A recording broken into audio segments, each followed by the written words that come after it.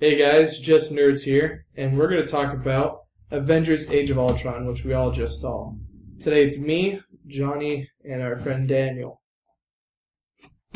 who's eating Panda Express. Hi. Okay. So first, our overall thoughts on the movie. Johnny? Awesome. Yeah, it's pretty great. Daniel? That was pretty good. Mediocre. Okay. Daniel's being a punk, but that's okay. Because I love the guy. Alright, so let's talk about the newcomers. Quicksilver and Scarlet Witch. Yeah, and Vision. That's right. Mm-hmm. Which isn't a spoiler, because Vision, it's been talked about. Well, I don't know the names of the actors, I forgot, but they were in Godzilla. Aaron Taylor-Johnson Yes. and Elizabeth Olsen. Yeah. They were in Godzilla. They played husband and wife in that. And so it was odd seeing them play brother and sister. But I did still buy their relationship, because they had good chemistry in this movie. They played off of each other very well, and their powers were very well done in this movie. And they had a good amount of screen time, too. Yeah. Yeah. I prefer this Quicksilver over the X-Men Days of Future Past Quicksilver. He was cool. He had a really cool one scene. But I just thought this Quicksilver was an overall better character. Okay. He was better well done. Better well done, Dan? He was Better represented. He was better represented in the character, like the way they did his speed thing. But he wasn't as funny as the guy from Days of Future Past. Well, this guy was actually, foreign. He actually lived up to his name. The other guy didn't. The other Breaking guy- into the other guy a was secure facility. No, I mean, the what's the last name? Maximoff? I don't know. But Technical. I feel like they were both funny, but even if, I can't remember, but even if the Days of Future Past was funnier, we still got more of this Quicksilver. We only got, like Gerber said, that one scene, and that was it. It's worth it. That was a great scene, but there's more of Quicksilver in this, and that's why I liked him a lot more. I'm not saying I didn't like him as much, just say he wasn't as funny. Okay, that's fine. And Paul Bettany, who played the Vision, he also played Jarvis, so you'll know who he is. I thought he did really good. I thought Vision was a cool character. Won't get too much into it, but he was well done. Well done. Yeah, after just doing voice acting for all these movies, his first actual performance was very good, and his portrayal of the Vision was good. And throughout most of the movie, you'll be kind of confused, about his intentions and just his motives. It's just due to his birth. But overall, it was a very satisfying, what's it called? Introduction, there you go. Introduction of the character. I couldn't think of it. That was a very static character. Yeah. Whoa, Well, Daniel. he's a robot, Daniel. Yeah, he's very static though. He didn't change his views, so I liked it. Yeah, he did. He was all how do I say this? He The seemed same. more intelligent. He was just oh. I Like he felt, was born the day before, so. yeah, I feel like in this, he was born very quickly, like Daniel said, the day before from the final scene. But through that, we saw he came to a conclusion about humanity and really his place, about what he will do. And it was his journey of that. I didn't think that he came to his place because when they first meet him, he says, I'm on life's side. So I think he already had in his mind when he was made the conclusion about humanity. He was a transcendent being, which means he wasn't on either side. He just did what was right. Yeah, equinox. The yin to the yang. Daniel, what's gotten into you today? Okay, so let's move on. Okay, how about the original cast? Captain America, Black Widow, Hulk, all those guys. Well, I don't think there's much more you can say than they played their parts as well as before. Some even better, like Tony Stark and Captain America. I think we got to see. We didn't get to see more of Captain America, but we got to see a different side of him. Yeah. Because before he was very, stiff and was solely the leader of the Avengers because he didn't know them. But what I liked about this movie was everyone has known each other for a while now, and they were meshing. And we got to see a lighter side of Captain America. He was making jokes and stuff. Yeah, and where you saw more of a lighter side of Captain America, you saw a darker side of Tony, where you see what his intentions are, and even though he has an idea of what he wants to do, his the way he wants to do those motives aren't exactly His clear execution. to him. Yeah, exactly. I like they did develop more of Hawkeye, showing into his past. Oh, they didn't get into his past. They got into his like what his home life is. Yeah. Yeah, because he got more screen time. Even though he did have a good amount of screen time in the last one, in this he was a major fixture in this movie. Yeah, exactly. Yeah. We saw more of him and his own character instead of like what he can do. Yeah. Thor. But my problem with Thor is I always feel as though he's not giving 100%. You know, it's just too awesome. Just because in the first one we see him on top of the Empire State Building just shooting down lightning, and then he stops and then he just fights one-on-one. You know.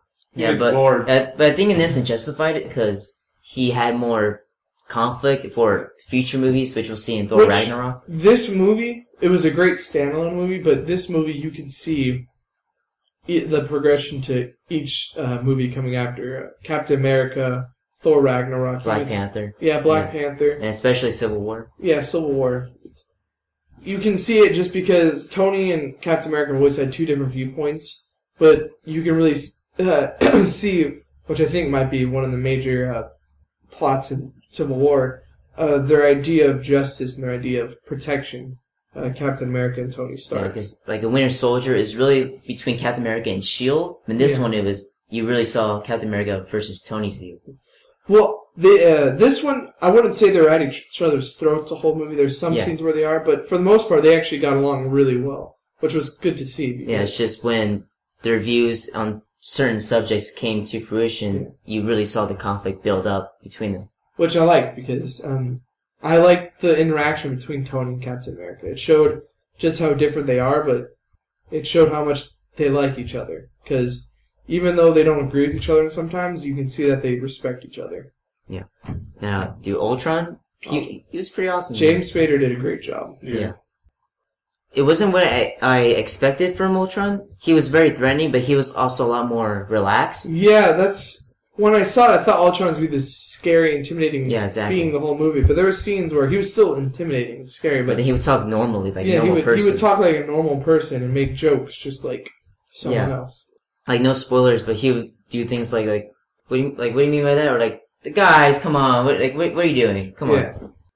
Because he was like Tony Stark's like creation, so he had like a Tony Stark personality, but not entirely. Yeah, he wasn't exactly a robot. He had like a robot body, but his mind was... Yeah, it's just in the trailer they did more of the threatening side, but this, he was also a lot more relaxed too. Yeah. But, that's fine, because it kind of humanizes him a bit, but, not too much, but I liked it. You get to see some familiar faces in this movie from previous movies. I don't know if it'd be a spoiler, so I'm not going to say their names, but you get to see some faces, and they play a role in the movie.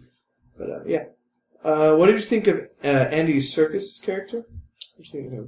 He's pretty cool, but he was barely in it. Obviously, we'll see more of him in Black Panther. Yeah, right from the start. Like I said, it sets up a lot for other movies. Black Panther, you can see his main villain, a guy who went to Wakanda. And, that's who Andy Serkis played. You can see him lose his arm, which is pretty cool. Spoilers, dude. That's not a spoiler because the character has a robot arm, Daniel. Well, for people that didn't know that, a.k.a. Daniel. We won't say how, though, Daniel, so it's fine. He loses his arm. Thank you, Daniel, for your contribution. You're welcome. Let's just closing statements. Any last thoughts you guys have?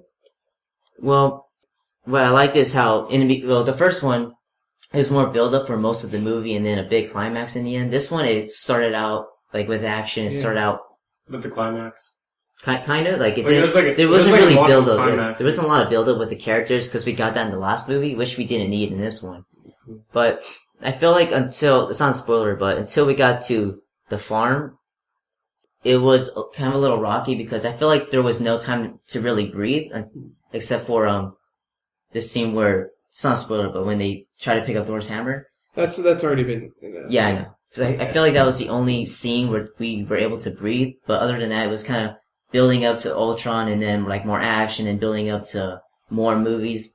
But then when we got to the farm, I feel like there was more room to breathe, and then that's when it really got its stride going.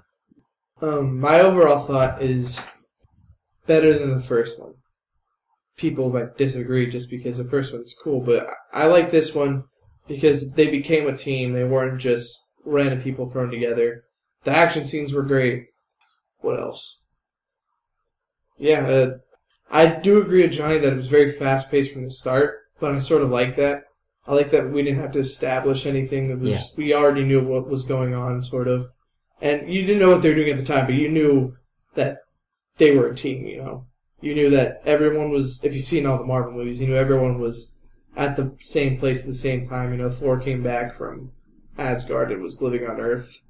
And we didn't need a setup. Like, we didn't need to see them getting together because they're already a team. Yeah. So yeah, overall I did like it better.